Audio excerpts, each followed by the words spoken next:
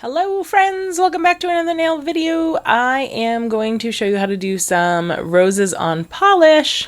So this is a regular polish set. I'll say that again. This one's a regular polish set. So I keep seeing these done on gel polish and that's great. However, if your client doesn't like gel polish or doesn't wear gel polish, what do you do then? So I'm going to show you how to do roses on nails that are just regular polish, and we're going to do this with regular polish the whole way through. So we're going to do it 4 different ways. I have 4 different looks for you. Some with stones or gem placement, some without gem placement, not really stones, gems, whatever. Crystals, because that's really what they are. So you can see that I am starting by using some white stamping paint over black polish. So it is important that you use black, really dark purple, really dark blue. It's got to be dark. That's the big thing. Because you need to have a surface that can shadow, essentially, when you go over this. And I'm going to show you how to make glass paint as well out of your own polishes. Right? Fun? Tricks for you today. So we're going to do, you saw that I did 4 roses, 3 roses and a half at the bottom. Now I'm doing a side rose, and this is going to come out across the entire, most of the nail, not the entire nail, but most of the nail. So tricks I have learned with this. 1, work with a fairly thin brush. 2, make sure that you have enough paint on your brush. And 3, don't get picky about it. I was so picky about this when I started trying to do these roses about 3 months ago, and I have not done a video yet because I was at a point where I was just really aggravated and I couldn't seem to master, not to my liking, not that they were bad, they just weren't to my liking, roses that I thought looked good. So once you commit, just kind of commit. And really what you're doing is creating a bunch of semicircles. Semicircles that are a little bit wiggly and a little squiggly. Don't try to get them too perfect. Because if you look at the edge of a petal of a rose, it's not perfect. It's kind of wavy. And that's kind of the goal you're going for. The first bunch I did trying this out, I tried to make them too perfect. I tried to make them too symmetrical, and that was my downfall. So I'm telling you so that you don't run into the same problems I ran into. Hopefully, anyway. So again, just white stamping paint and just black polish. Nothing fancy here. And I'm using a really fine short liner brush. So it's probably about an inch and a half long. I got these liner brushes on Amazon, I don't know, a year or 2 ago. You can probably still get them there, but they're decent. You know, they were pretty cheap. I think they were like $6.95 or something for a 4-pack. And I have to say, I generally find they're just as good as some of the more expensive brushes. So on this nail here, we're going to do a waterfall set of roses. So it's going to go right down the center of the nail in kind of a curve, a little bit of a curve when we're done. And these are going to be the blue roses. I love them. I love them so much.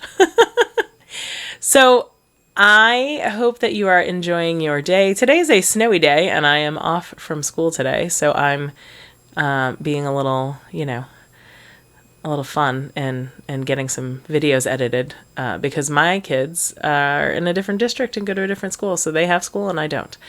I know, it's wild. New England, it's wild. I'm going to go back and decide to add 1 more rose to the top, a larger rose at the top of this nail, because I wanted to kind of balance it out. And we have plans for this. So you don't know what they are just yet, but we have plans for this nail. So once you get all the white paint on, you just want to give it a few minutes to dry thoroughly. You can certainly pop your client under the light, but honestly, by the time I'm done doing a set of 5 of these, if I were doing a set of 5, then they would all be dry by the time I go back to the first one. So that part's done. They kind of look cool just the way they are, don't they? But we're going to make our glass paint now. So how do you make glass paint? Well, you need a semi-sheer polish. So it doesn't have to be sheer, just like a semi-sheer. Berry Pagoda is not actually sheer at all, but we're going to mix top coat with it. And doing this allows you the freedom of having as little or as much transparency as you want. So the more top coat, the more transparency. And you'll see this because I'm going to change the color of this because this was too transparent initially. So I had a lot of top coat. It was a little too transparent. And then you can see I went back and added a little more pigment. So now it's a little darker, and voila, I have my glass paint. Now the other cool thing about this is that on the black, it creates kind of a shadow. So it's going to fill in your rose and do that shadow work for you without you having to spend much time doing it.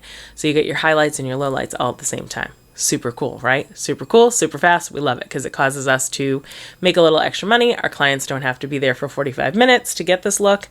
And everybody's got fantastic Valentine's Day nails, or just roses. If you like, if you have a client that's going to a special party or event or anything else, birthday nails, it's all great for any of those things. Yeah.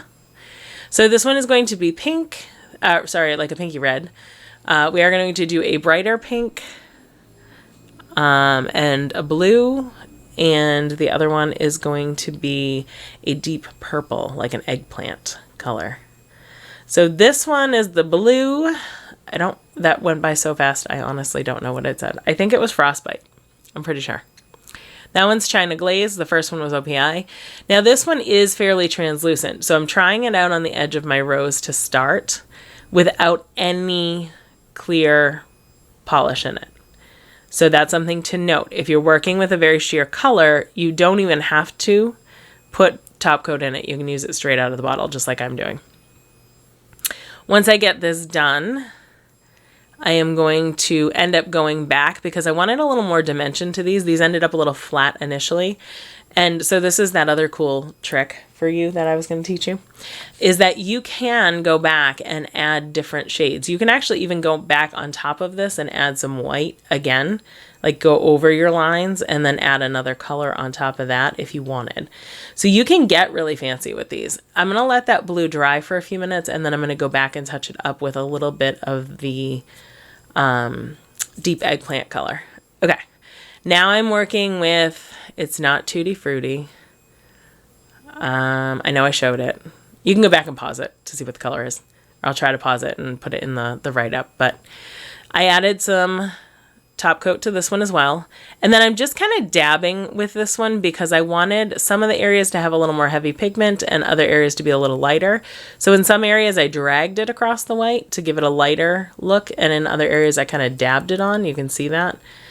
And then on this one, I also went just outside of the white lines onto the black because I wanted to give the illusion of the fact that maybe there's like still more rose out there that's in the shadow. And we're going to actually be bedazzling that nail. So is that a term still, bedazzling? It was a term. I don't think it's really a term anymore. So ignore me if I am off on my current up-to-date terms. Just ignore it. We are going to be gemming that nail. Gemming? Gemming, is that a thing? I don't know. I got all kinds of weird words today. Okay, so this is our eggplant nail, and you can see I mixed it with some top coat. And I am going to go in and, again, do the same kind of technique here where I'm dabbing and dabbing and dabbing, and then in some areas just kind of dragging it across. And I'm just working that color until it's at a place that I like. So you can do this as little as much as you want. I find the less you do, the better you are, if that makes sense. This is where I'm going to add some purple shadowing to my blue roses, which just really finished them off. It made them much, much, much more, gave them much more depth. They came out beautiful. It's one of my favorite nails. Okay, and then I'm using Frostbite to just go over and add a little bit more depth. You can see I'm just doing it on some of the petals. I'm not blobbing it all over the whole rose, but I'm just kind of picking and choosing where I want a little more of that blue depth. And just like layering polish, the same thing happens. It deepens the color. Okay, now I'm going to throw that. It wouldn't be a video if I didn't throw something, people. So I'm going to put a little bit of top coat down, and then I'm just going to use these. These are just like angel flakes or mica flakes or whatever you want to call them, foil flakes. They're the really, really thin mica, or not Formica. Formica is a countertop. Mica flakes, and I'm putting those in that blank space to give a little more dimension. And then I'm just putting a teeny dab on the roses. So just here and there. They don't show up a ton, but they do add some depth and dimension to the rose. And now we're going to add our stones. So I added a little gemstone or little crystal. I keep saying gemstone. A little crystal in the center that was a matching color to most of the roses. Not all of them, but a lot of them. And then we're going to use these. I had gotten these a while ago. They're not caviar beads. They're just little balls. But they were in all different colors. And I thought, oh, these are really cool. I think we'll use these for something. And then I didn't get there. So, so we're going to try getting there today. I started initially thinking I was going to put a few in the center of the rose, but you can see I'm playing with it. And I decided I didn't like the way they looked. I went back and put some rhinestones instead. However, if you like that look, I mean, feel free to do that. There's no right or wrong with these roses. So that's the other kind of nice thing. It's really creative and it's about you. So I'm just going to put some new dots of, that's just top coat, by the way. I tend to adhere my stones if I'm doing them in polish with top coat. You just have to make sure you have a good couple coats of top coat when you're done to seal everything together and make sure that the stones don't lift. But 99% of the time, my clients do not lose the stones off their nails, even if I'm just using top coat. So don't be afraid to do that. Like I said, the big thing is know your client. So if you know they're going to be really rough on their nails, maybe you want to use a little nail glue or gem glue. And if they're not really rough on their nails and you know that they can handle it or they don't do a lot of, cleaning or that kind of thing for a living, then, certainly use what works for them. So right now, what am I doing? I'm just putting in the very center of that little trail of flakes. I'm putting some rhinestones and some of those little balls. And I'm using two different colors. I'm using a light pink and a dark pink for the little balls. And I'm also using light pink and dark pink rhinestones. And you can see it just gives it a really cute little scattered look without being overboard. And then I'm going to leave a little ball on the edge of either side so it just kind of tapers off and finishes. And that is that nail. So this is like if you wanted to go further, if you wanted to embellish after you were done your roses, these are the ways I would do it. Another look we're going to do is this, and this one I love. It looks like a crown. I loved that it was like a crown and roses. I don't know. For me, that's just very regal, and I thought that was such a fun look, being Valentine's Day without being in your face, if that makes sense. So we're going to line up a row of dark, because I wanted to kind of match the color of the rose. So that dark kind of fuchsia rhinestone. And then we're going to take silver balls and put them in between. I'm just lining them up so that it kind of follows the curve of the nail. So again, kind of like a crown, right? We're following like the curve of the head. We're following the curve of the nail. And we're going to put these in. I did speed this part of the video up because it does take a little bit of time, as I've said many times before, to do this part. So if you're going to do these on a nail, I fast forwarded too, so you didn't have to watch me do the whole thing. Just know that it does take a good extra 5 to 10 minutes to do this piece. So you want to make sure you have that time available to you at the salon when you're doing that. So once I got the silver ones in between each of the rhinestones, I'm just going along the very back edge of the nail and adding a row of light pink beads. And that just kind of finishes the whole thing off. Isn't that cute? Looks like a little crown. I love it. Okay, and then I'm going right down the nail with some top coat. Again, don't top coat your nail until that layer of polish is dry that you put on. It doesn't take long. I mean, it's a couple seconds, or throw the client under the light so that it's dry faster. But if you put top coat on before you get to the end, before it gets dry, you might drag the design, and then, then it gets blurry and fuzzy and nobody's happy, especially not you, because now you're losing time instead of gaining time. And that's it. We're all done. We're going to top coat those, and this is what they look like done. Aren't they so cute? So from very simple rose to very elaborate rose to waterfall rose and crown rose, 4 different looks for you. I hope you enjoyed this video. If you did, please like, subscribe, and share.